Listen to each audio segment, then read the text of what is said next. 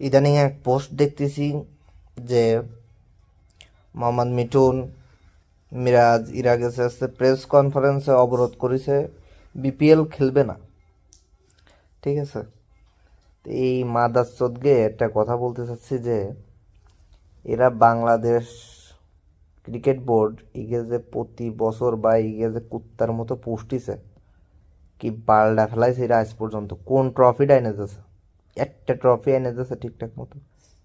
এক বোকাচোদা তো যায় আসছে মাঠে নামে, এরা এসি রুমের ভিতরে থাকে, এসি রুমের ভিতরে থাকার পরে মাঠে নামার পরে এগিয়ে লাগে গরম, সেই সুদিন এটা বাইরে চলে আসে, যায় আর আসে।